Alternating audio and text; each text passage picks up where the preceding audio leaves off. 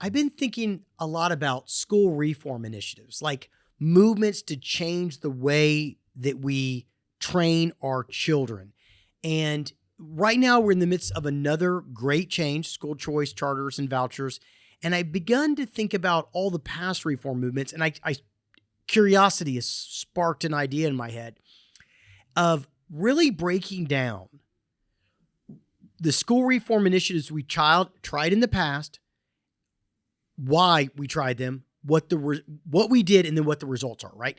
And it's kind of like the weather person. Like you got the weather person, they say, the weather in 7 days is going to be this. Well, were they right or were they wrong?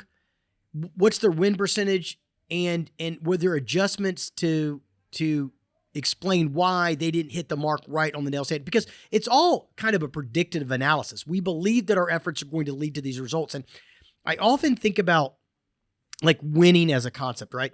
And I think that from like a strategic planning mode, you got to determine if you won or you lost because of two main factors. Was it a bad plan or was it bad execution? Either one can cause failure, but all too often we say we failed because it was a bad plan. Maybe the plan was awesome sauce and you just didn't execute it right. So I always try to take a step back and say, maybe the plan was right and we didn't actually implement the plan, or maybe our execution was poor. Maybe we need to redo the execution but not touch the plan, or maybe they both were wrong and let's throw it out. Because we've tried over the last 100 years, I've got right now 8 big things, 8 big reforms, from No Child Left Behind to a progressive education movement in the 20s and the 40s, the Great Society, Equity Era, Race to the Top, which was like Common Core, and now we're on the school choice movement, right?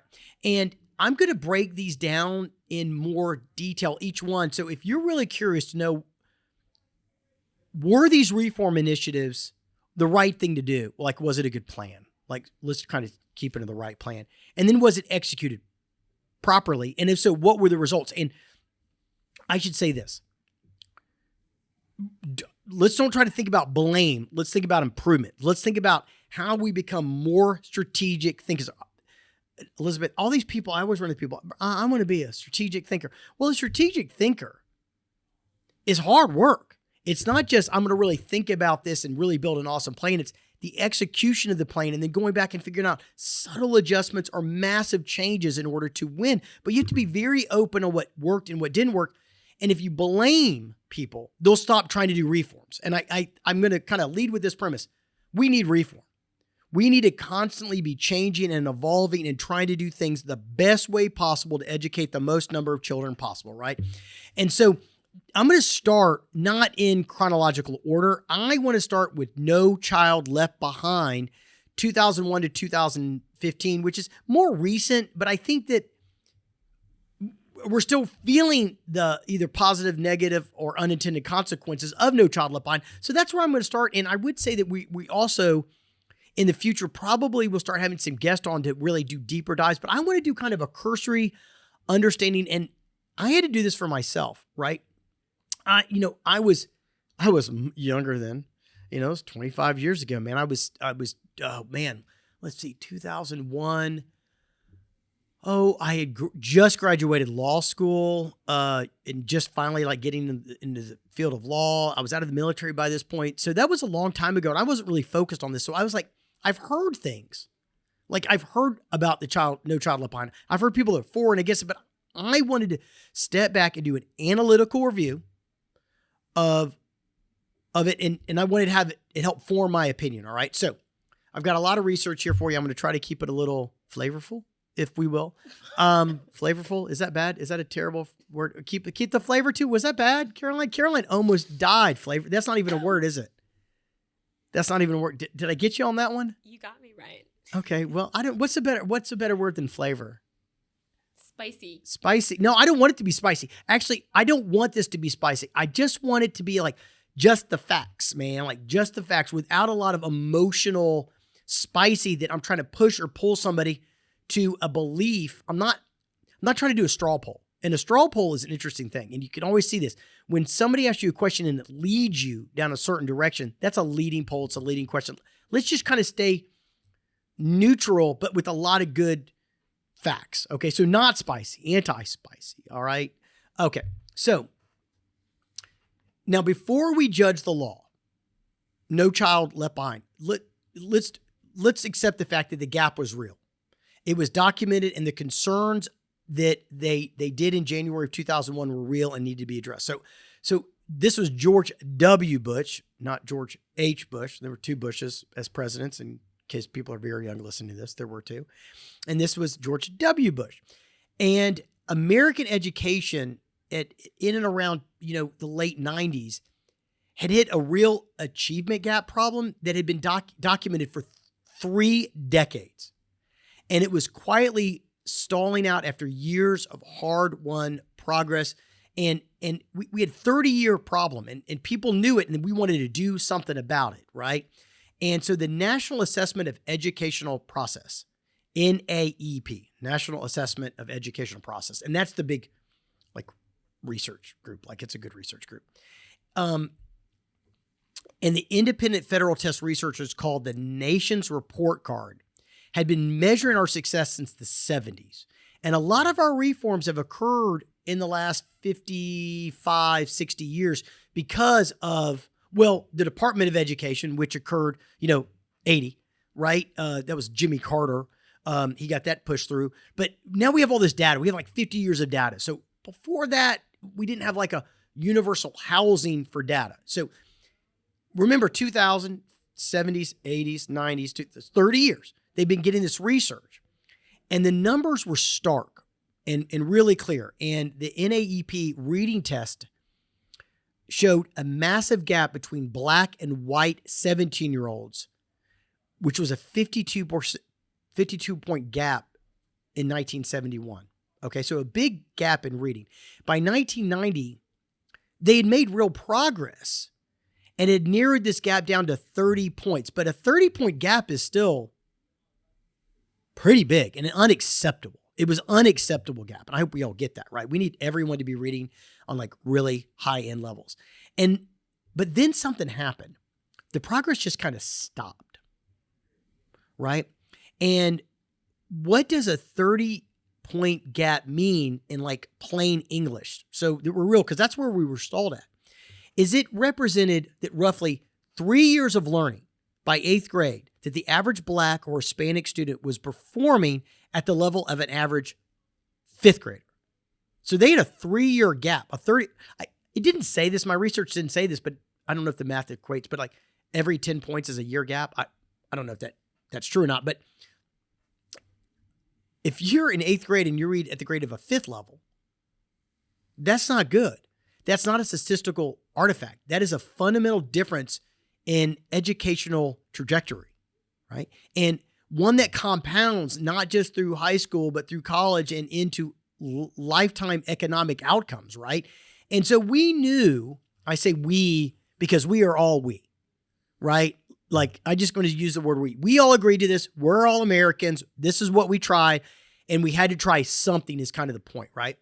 And let's talk about the SAT. This test, that shapes college access. Well, it used to until the last couple of years. It's been kind of deregulated somewhat. And the SAT scores really painted a very troubling picture. Is that in 1990, the average SAT math score was 491 for white students. 491. 429 for Mexican Americans. And 385 for African Americans. That's a gap of over 100 points on tests that determines who gets into college. That's a red flag, should be freaking out. And so, yeah, that's a massive issue, right? And we need to resolve that. As Americans, we should come together and resolve that, right? So in the 1990s, it's kind of, we had a decade of paper accountability, but with no teeth. So they were trying to overcome this, but there was a real lack of accountability according to most experts, right? So they were like, we know we need to fix this. We've got now at this point, 20, 25 years of stats. It don't look good. I'm glad they were honest about it. I'm glad they didn't hide from it or run from it, right?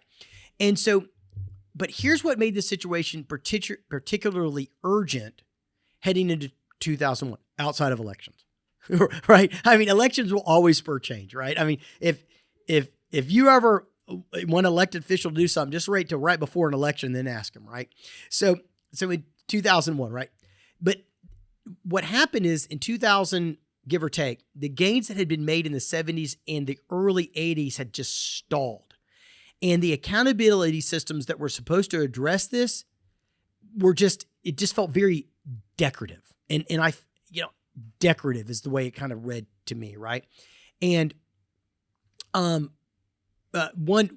source I thought was kind of interesting, that as of 2002, which is fast forward, only 9 states required all students in grades 3 through 8 to take critical reference English language arts test. Only 9 states. Only 7 states did so in math. Only 14 states required any test at all in ELA programs, and only 10 in math.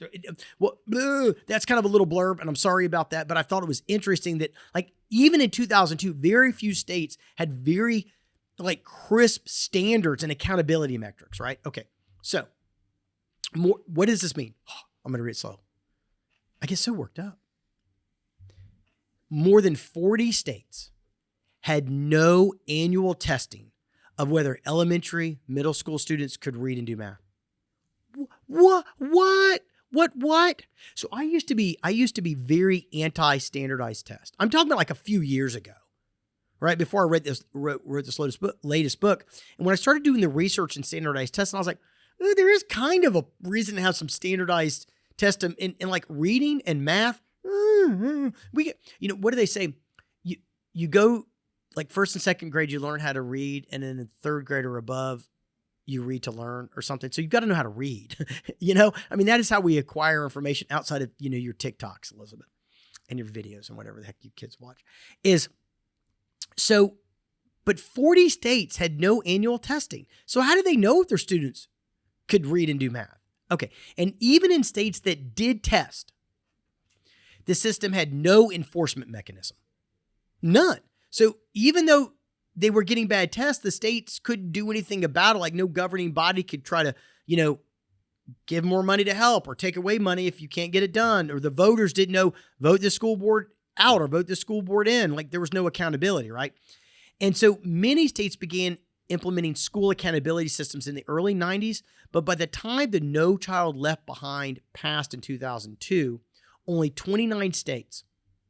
Now, 29, a little bit more than half, all right, had adopted any form of like true accountability with teeth in it, right? Meaning that if schools failed, there were consequences. So that's a slight majority, right? Another 14 relied on transparency alone. So we're going to tell you, but nothing's going to happen. Well, I think if you're an adult, you understand that there should be consequences and accountability for actions. We want to hold people accountable for the things that are in their space, and we want to reward them for things that they crushed it, right? Okay. So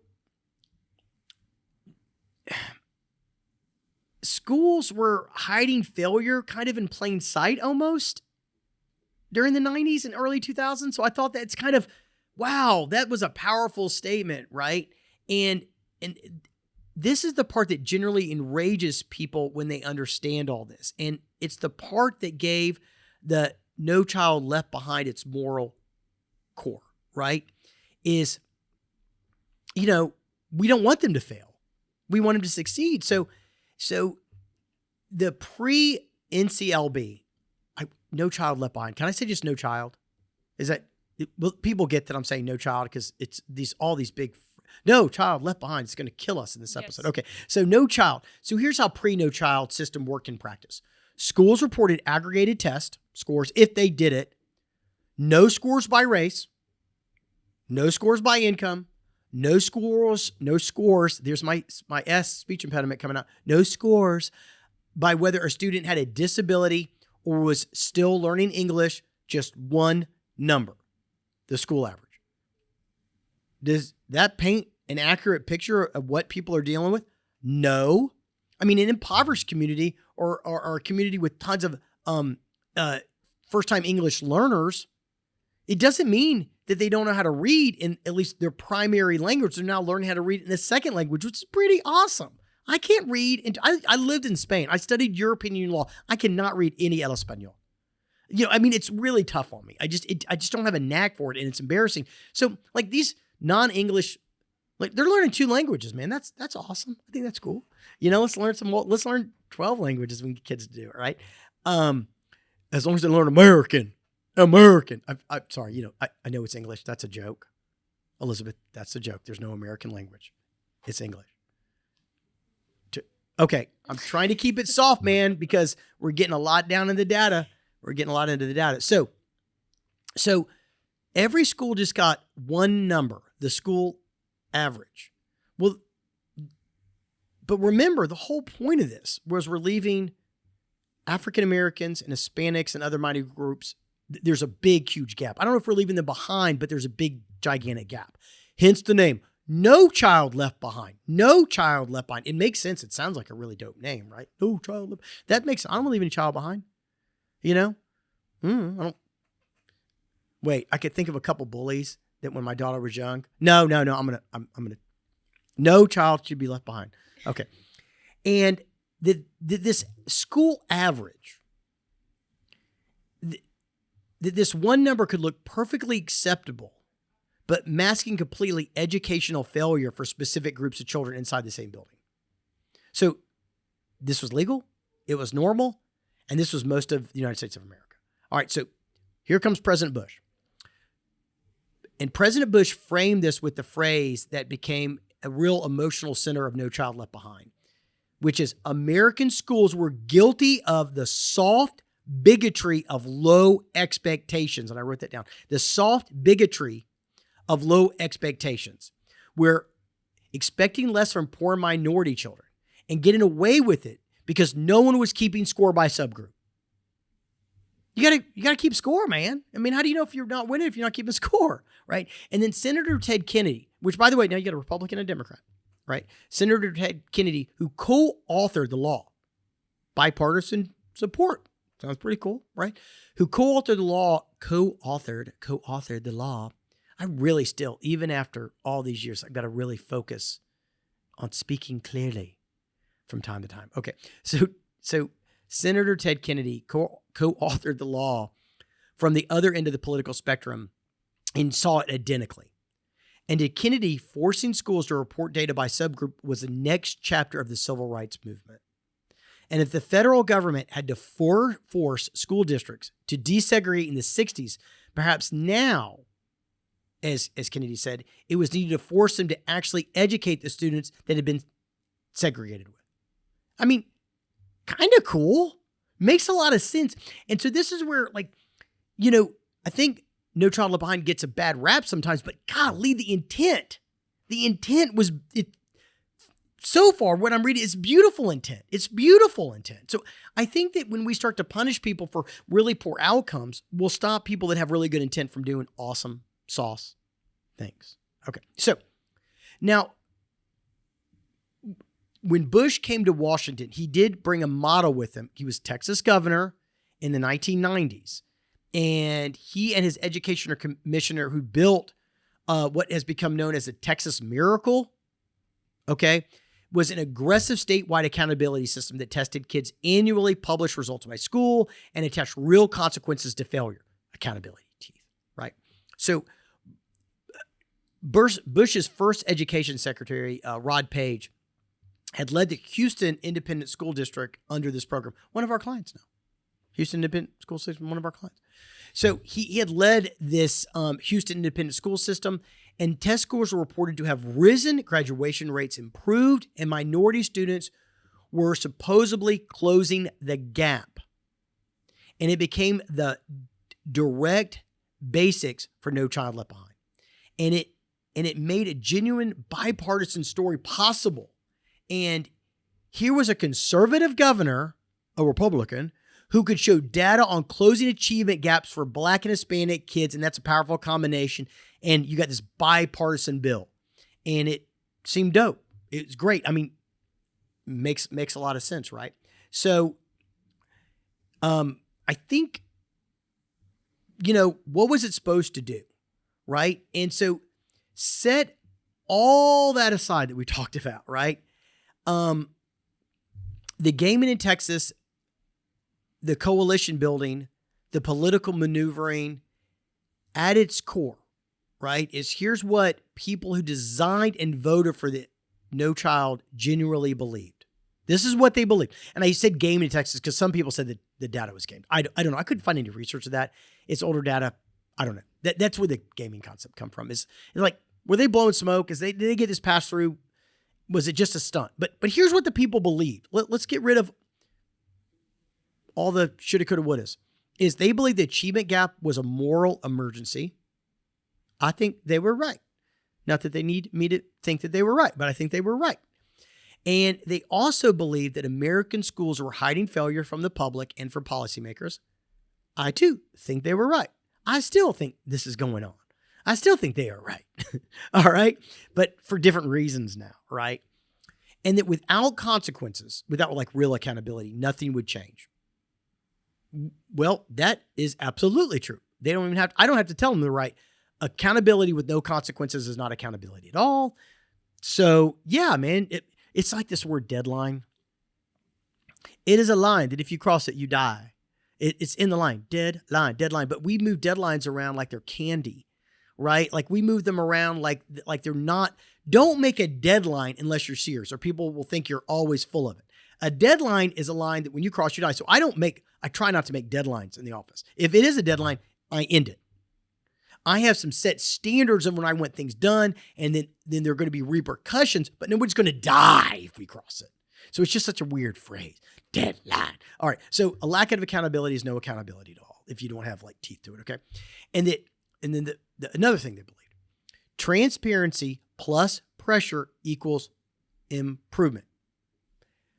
Ooh, transparency plus pressure equals improvement. Now, this is where the theory, I think, starts to break down, and what we're going to kind of get into in the next 3 parts of this podcast, right? So stay tuned. We're going to come back. We're going to hit part 2 on this one because I feel like this was already kind of a big dump.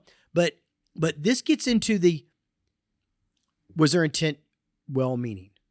I think it was, and I think the evidence shows that. All right. Was what they were trying to achieve meaningful and the right thing to do? Absolutely, I think. I mean, come on, man. Let's don't leave a child behind. Yeah, it's great. It shouldn't just be a show tune, right? A little marketing quip.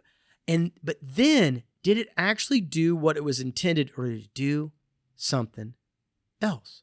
All right, we're going to come back and keep digging into it. Thanks.